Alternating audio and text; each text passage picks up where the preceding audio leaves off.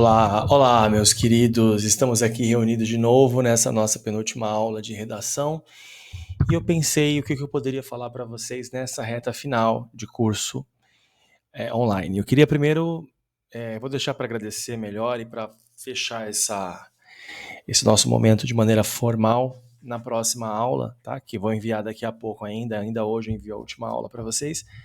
Mas eu quero agradecer o percurso que vocês tiveram até aqui e compreender que ele já foi feito, né? A gente já trilhou os passos, já desvendamos aí quebramos alguns mitos acerca da produção de texto, e o principal deles é que não tem a ver com inspiração, né?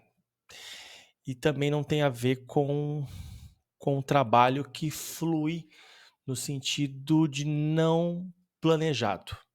Né? A escrita dissertativa ela é uma escrita meticulosa. O que eu quero dizer com isso? Eu quero dizer que a gente, a gente desenha o que a gente vai escrever. Né? A escrita ela é um evento que acontece depois do pensamento. Primeiro eu penso, primeiro eu seleciono os meus argumentos, eu penso acerca das ideias, do meu conhecimento diante do tema. Então existe aí um tempo, logo naquele início, quando eu leio os textos motivadores, existe um tempo que eu paro para pensar mesmo. O que eu sei sobre isso? Né? Qual é o conhecimento que eu carrego na minha bagagem cultural, meu conhecimento de mundo? O que eu posso usar nesse texto? Com quem que eu posso conversar? Realizando o meu trabalho de intertextualidade. Né? Eu vou pensar nisso, no repertório. O que eu sei, o que eu assisti de série, o que eu vi de filme, o que eu li de livro, o que eu sei que eu aprendi na escola, quais são as experiências pessoais que eu posso, de repente, trazer para o meu texto de uma maneira não individual, né, carregando isso aqui para um conceito coletivo. O que eu posso abordar, de repente, que eu vivi, mas que serve para todo mundo, uma perspectiva global, né?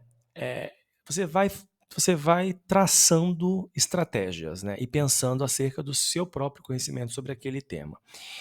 Então, nesse aspecto, veja bem, a prova do Enem ela vai ser mais fácil, estou falando de redação, naturalmente, ela vai ser mais fácil para uns do que para outros, mesmo para aqueles que têm habilidade desenvolvida, né, habilidade dissertativa.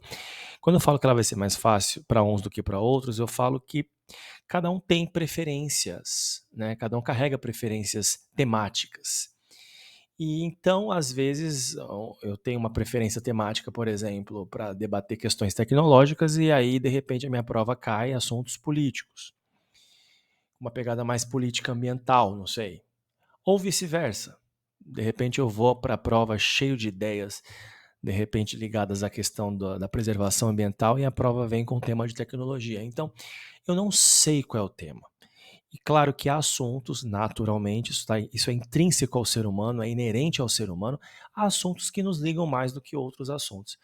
Mas, independentemente disso, eu vou ter um assunto na prova, e mesmo que de repente eu não me ligue tanto, ou me ligue mais ou me ligue menos, eu vou precisar dissertar. E é interessante fazer um trabalho de reflexão sobre essa escrita, né? Então, que esse pensamento ele aconteça. Então, não se apavorem no dia da prova. Não tentem começar a prova de redação escrevendo. A prova de redação a gente não começa por aí, a gente começa pensando acerca das ideias, acerca dessa seleção. Então faça esse trabalhinho bonitinho, tá? Não comecem, não se deixem levar pela ansiedade, por uma ideia de afobação, um pensamento temporal, eu preciso fazer a prova, preciso começar a escrever. Respira, porque a prova de redação começa a ser feita no pensamento. Então essa é a nossa dica primeira. Eu selecionei aqui para vocês algumas dicas acerca disso, né? De equívocos comuns na prova. Então eu vou listar aqui alguns deles, fora de ordem de importância, todos eles são importantes. E vou começar com o equívoco 1, que é a fuga ao tema.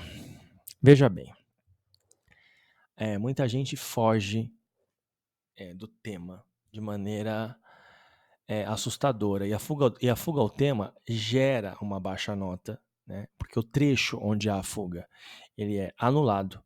Se for uma fuga ao tema que comece a redação e termine a redação fugindo, a prova ela é anulada. O aluno tira 0 se a fuga for total, tá? Se houver um tangenciamento ao tema, uma fuga parcial, aquele trecho ali em que houve a fuga ao tema será descartado. O texto pode estar lindo, maravilhoso, mas fugiu do tema é 0. O tema da redação nunca pode ser esquecido. A gente precisa pensar nele o tempo inteiro. Ele tem que fazer parte o tempo inteiro da nossa produção de escrita. Tá? Isso é importantíssimo, é um evento importantíssimo. Tá? Então a gente há de se pensar se a gente está escrevendo realmente sobre aquilo que a redação está pedindo. Então tá aí a informação aí na tela, leiam. Tá? O maior problema é que pode levar a uma nota muito baixa ou mesmo o cancelamento da prova é a fuga total ou tangenciamento ao tema. Para isso, o estudante deve primeiramente ler com atenção os textos motivadores e compreender a proposta.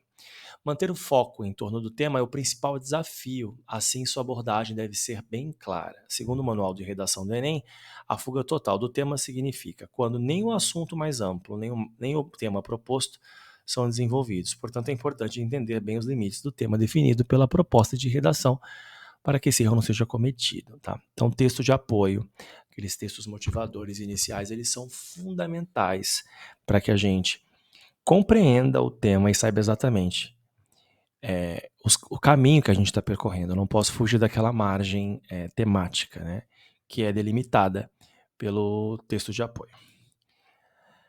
Aluno que não faz rascunho, tá? Essa dica é muito preciosa, amores. Muito preciosa, prestem atenção no teacher aqui. Não há como fazer a prova indo direto para ela. Não tem como, gente. Não tem como. Acho que nem Machado de Assis conseguiria escrever um texto indo direto a ele sem fazer um rascunho. O rascunho ele é imprescindível. Não há como fazer a prova sem fazer rascunho. Então vocês têm a prova do Enem, no verso da folha vai estar escrito assim, rascunho. Então lá que vocês vão fazer o rascunho. Eu vou pedir uma coisa aqui para vocês, que acho que essa dica talvez seja a dica mais importante de todas. Façam um rascunho organizado, tá? Não é porque é rascunho que você vai escrever de qualquer jeito. Porque a gente, às vezes, eu vou falar por mim, tá? Na faculdade, a gente escreve de qualquer jeito porque a gente não tem muito tempo, né? Não existe aquela coisa, peraí, professora, que eu estou copiando, né? Igual tem no ensino fundamental e médio. Não existe isso. Na faculdade, que vocês vão entrar em breve, cada um se vira como pode, tá? Então, às vezes, eu fazia uns registros no meu caderno que nem eu entendia o que eu escrevi depois. E olha que a minha letra, modéstia à parte, minha letra é uma letra didática, uma letra bonita, uma caligrafia. Só que eu não conseguia entender, dada a minha pressa ali, então eu não conseguia compreender. O rascunho não pode ser feito de modo que você não o entenda, tá? Então faça um rascunho legível. Se ao reler o texto, vocês sentirem a vontade de mudar alguma coisa, de mexer, de alterar alguma passagem do rascunho, façam isso no rascunho primeiro. Não deixem para fazer essa mudança na folha oficial. Tipo, eu fiz no rascunho assim, mas na folha oficial eu altero.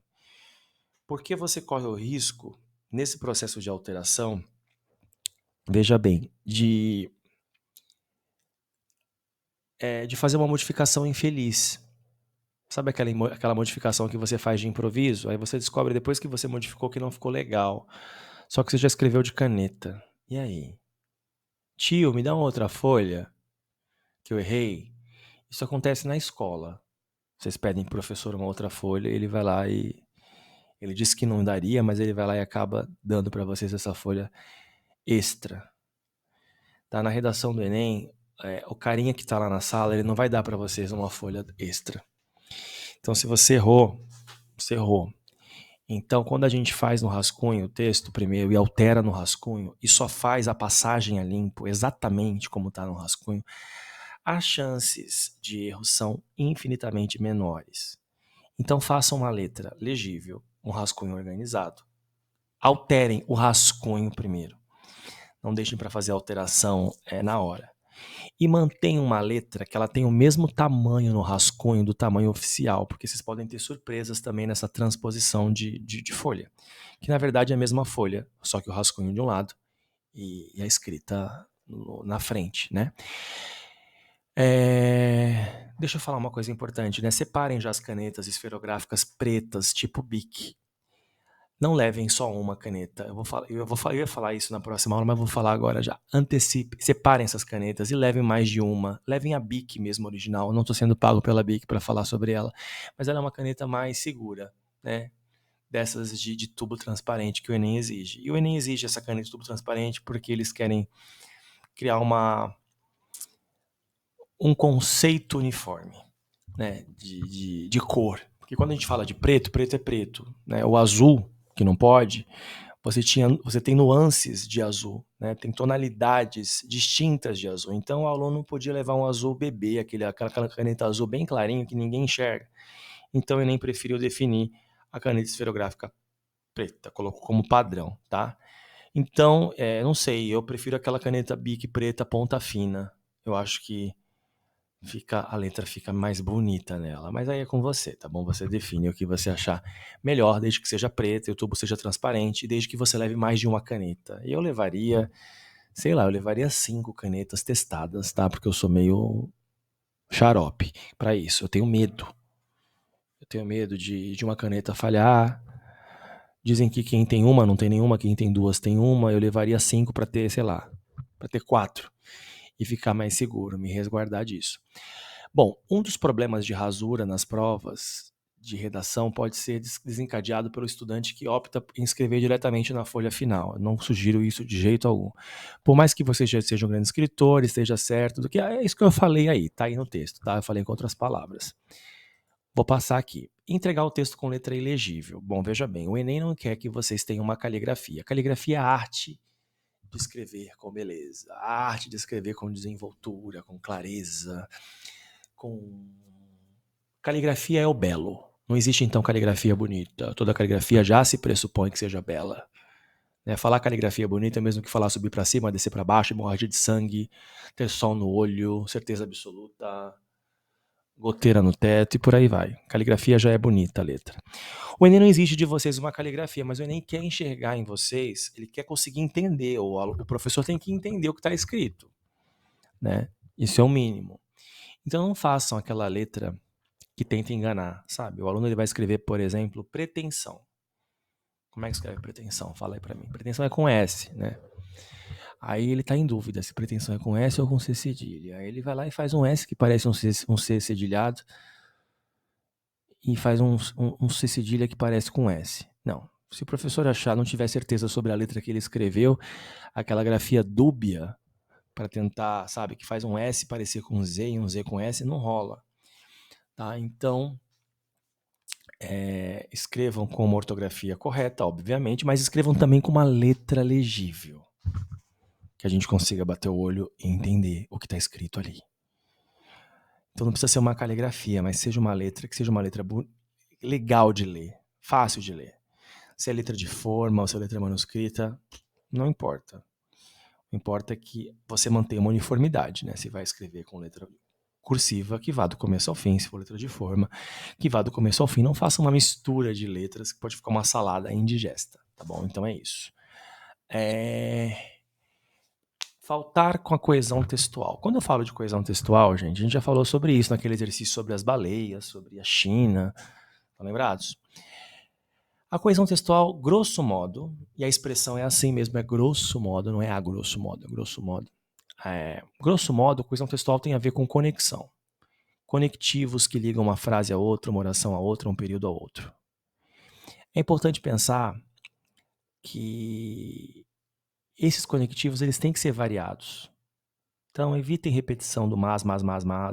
Troca o mas por um porém, todavia. Façam uso das conjunções coordenadas adversativas, né? Promovam uma variação não só delas, mas evitem repetir termos. Omitam coisas que vocês puderem omitir. A omissão ela também tem um papel importante na coesão, a coesão por elipse, estão lembrados?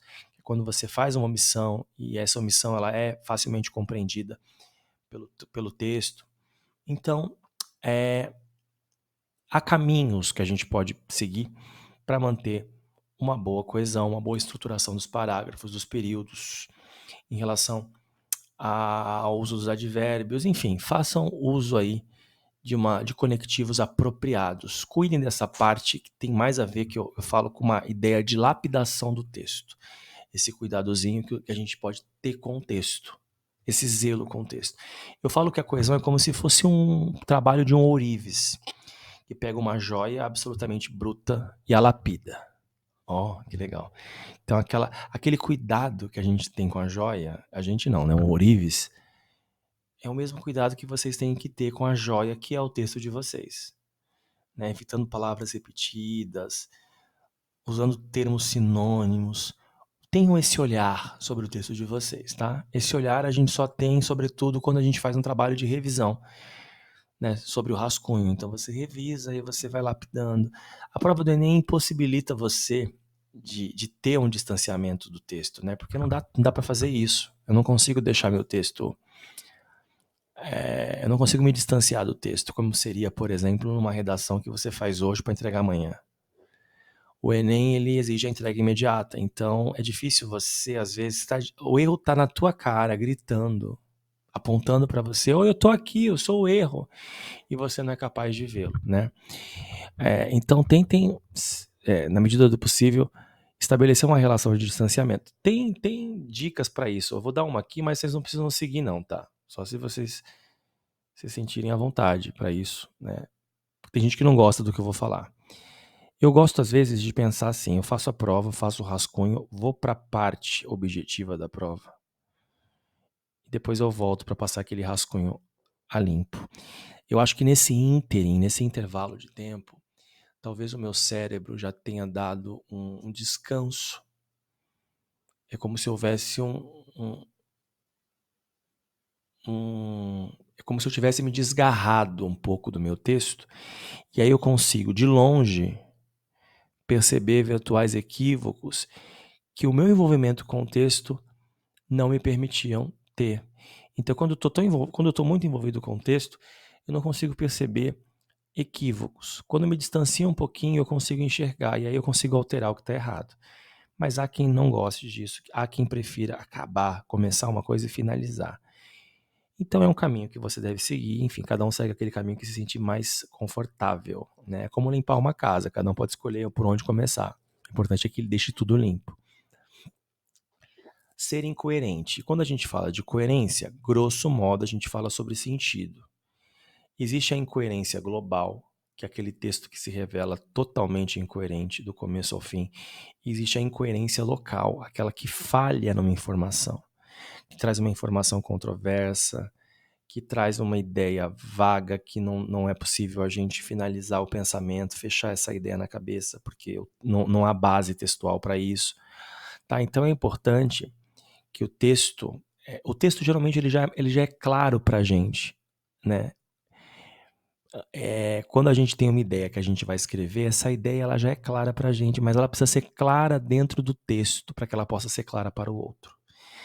Então, o grande papel da coerência e da coesão também é você conseguir levá-los para o texto de maneira que o outro consiga alcançar. Você não escreve para si, você escreve para o outro, tá?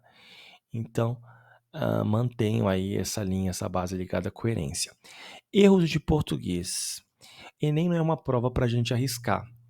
Não é uma prova para você arriscar. Então, se você tiver em dúvida em relação à grafia de um termo, você não sabe se é com S, se é com Z, se é com C cedilha, você não sabe se aquela palavra ali é com H ou não é com H, sei lá. Se você tiver dúvida sobre algum termo, use uma sinonímia, que nada mais é do que um termo sinônimo. Você buscar uma palavra que traduza aquela ideia que você quer exprimir. Então use a palavra que você tem certeza. Não se arrisque, não fale assim, vou escrever aqui, eu acho que é com S. Depois você descobre que é com Z, ou vice-versa. Então faça a prova de modo consciente, tá?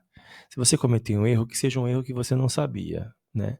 Não comete um erro simplesmente porque você teve preguiça de optar por um outro caminho seguro. Então essa dica ela é muito importante, tá? Períodos muito longos, períodos muito extensos de construção. É interessante tomar cuidado com esses períodos muito longos, tá? Eu não gosto nem de períodos muito longos, porque muitas vezes quando a gente escreve períodos muito extensos, a gente perde o fio da meada. E perder o fio da meada é perder o sentido é perder a coerência. Então optem por períodos curtos, porque a gente consegue evitar uma série de coisas. A gente consegue evitar problemas de concordância verbal, a gente consegue evitar problemas de concordância nominal, a gente consegue evitar ambiguidade, o texto fica mais claro. Cuidado só com excesso de períodos curtinhos demais também, porque senão fica um texto truncado, parece uma rodovia que tem um monte de lombada no meio, e aí um monte de via, uma via que tem um monte de lombada no meio, e você fica o tempo inteiro parando o carro para passar pelas lombadas. Às vezes não é interessante esses textos também, com períodos muito curtos, o tempo inteiro ali gera um truncamento. Então nem esse excesso, nem o excesso também de extensão, para que vocês não se percam. Quanto maior for o período, maior é o erro de cometer eventuais desvios à norma culta da língua. Questão 8, o uso da linguagem informal. A linguagem informal, ela está no campo da fala, no campo do diálogo, no campo das relações humanas mais intimistas, mais proximais. Eu falo sempre o seguinte, quanto mais perto a gente for do outro, em intimidade, menor preocupação é aquela que a gente vai ter com a língua, com a forma de dizer. Na redação do Enem, você não está próximo a quem vai ler. Você nem conhece quem vai ler o seu texto, quem é o seu examinador. A modalidade exigida ali da língua é a modalidade normativa, a modalidade culta do idioma.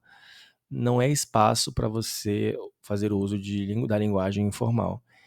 Eu nem tenho aqui como falar, né, dar um exemplo, porque são inúmeros exemplos, né? Eu vou citar aqui, vou ousar citar algumas questões que são bem curiosas da linguagem informal. Por exemplo, tudo que tem a ver com abreviação, gente, está no campo da informalidade. A redação do Enem não deixa usar.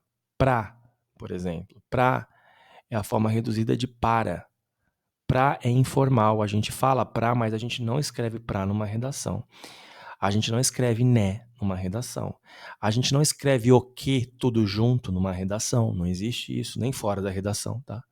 Nem escrita informal. É um tal de o que tudo junto, gente, que eu não sei de onde é que vem isso, tá? São muitas questões ligadas à informalidade e que não cabem numa redação, tá? Então, texto normativo, linguagem culta da língua, obedeçam, tá? 9, empregar frases ambíguas, né? Ambiguidade tem a ver com um duplo sentido. Se eu disser assim, o juiz disse no tribunal que o ladrão fora preso em sua casa. Fora preso em sua casa. Na casa de quem? Do ladrão ou do juiz? O texto tá dúbio, né? A cachorra da sua madrinha tá doente. Gente, como assim, cachorra da sua madrinha? Essa frase pode ter um tom aí até um cacófato, né? Eu posso até dar uma sugestão aí de uma maldade, né? De um xingamento, de uma ofensa, ou está me referindo realmente à cachorra animal. Então eu preciso tomar cuidado, tá? Com frases que podem levar as pessoas a uma interpretação equivocada. Entregar outro tipo de texto. Gente, a tipologia textual, ela é a tipologia dissertativa. Você tem que convencer o leitor da sua ideia. E a dissertação é o que tem que pesar no seu texto. Se você fizer um texto narrativo, vai começar a narrar um evento, até pode, mas é muito perigoso isso, né? Você narrar um trecho. A essência do seu texto, o que tem que pesar é a dissertação. Se for uma carta, você é eliminado. Se for uma tentativa de fazer um texto descritivo, e você pode se perder. Então, a tipologia dissertativa, você tem um ponto de vista, vai ter que defender, apresentar como possível, né? Então, o caminho é esse. Cuidado com a tipologia textual, tá? É a dissertativa. Então, aproveitando o gancho e falando do 11º item, é não defender o ponto de vista. O ponto de vista precisa ser defendido do começo ao fim. A gente não pode esquecer da tal tese. A tese é isso, é a frase núcleo, é a proposição, é a espinha dorsal do texto, aquele trecho, é a sua defesa, a ideia principal levada por você, né? É a conclusão bem feita, é a explanação clara da solução para a problematização do problema, para a problematização, né? Que a temática social trouxe. Você resolvendo o problema social. Entreguem isso, tá? Entreguem esse convencimento. Convençam o teu leitor, que é o examinador, de que o seu ponto de vista é um ponto de vista possível, tá? Tangível. E é isso, tá? Outro equívoco comum, por incrível que pareça, é a escrita da redação na primeira pessoa do singular. O tal do eu, acho, no texto. Meu Deus do céu. Não usem o eu, gente. Não usem por nada, tá? O eu. Eu não gosto que usem nem pronomes pessoais do caso reto nenhum, tá? Nenhum nós, eu não gosto que ele apareça. A gente pode dizer, por exemplo, olha, quando você fala assim, nós acreditamos, você escreveu 2 palavras naquela folha. Você pode tirar o nós e fica acreditamos. Eu já sei que acreditamos se refere a nós, né? Pelo sujeito desinencial, aquele sujeito que está ali, ele está presente, mas ele não dá para ver. É o antigo sujeito oculto na língua portuguesa. Esse termo caiu em desuso, tá?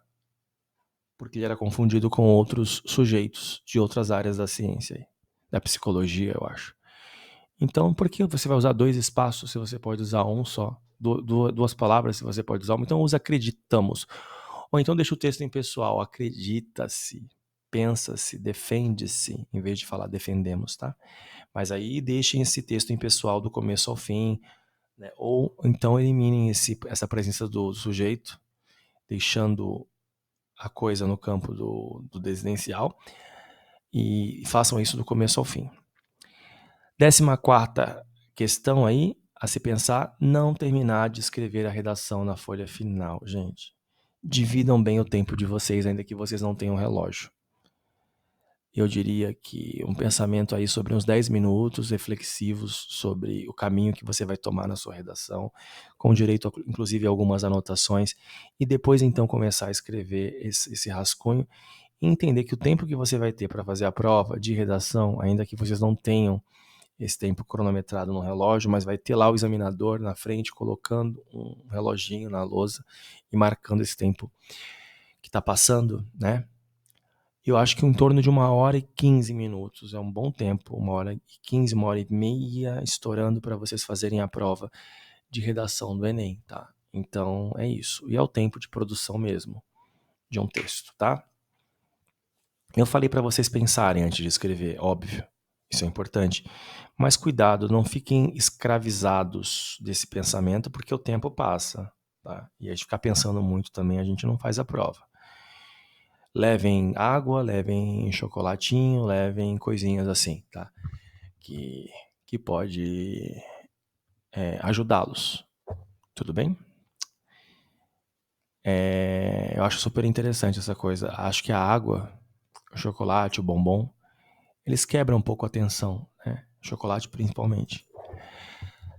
Entregar a redação a lápis. Eu nem vou colocar essa opção aqui, porque vocês não podem levar o lápis para fazer a prova de redação do Enem. Eu acho que em algum momento pode. Agora não pode mais, é só caneta, né?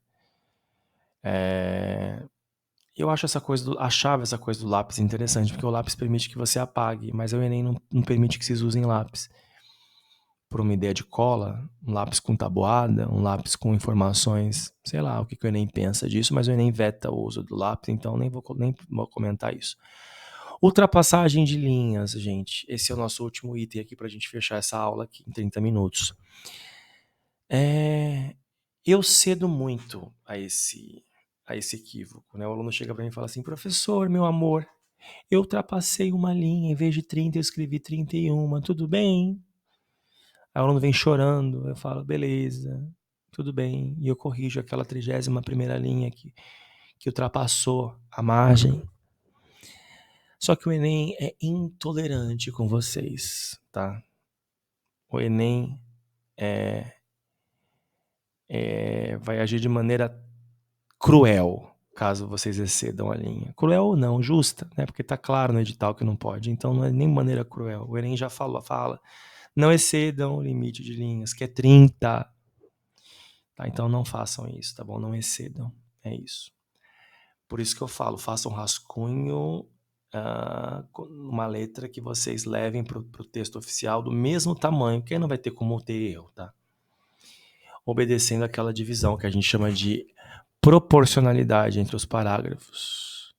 Que o primeiro tenha mais ou menos o tamanho do segundo, mais ou menos o tamanho do terceiro e mais ou menos o tamanho do quarto, com a possibilidade talvez de o último, que é o parágrafo de conclusão, que ele seja um pouquinho maior, que ele seja um pouquinho mais extenso. Amados, é isso. Boa sorte, boa prova, e eu vou comentar sobre esses desejos meus de boa sorte a vocês no próximo vídeo, tá? Um beijo grande. Até mais.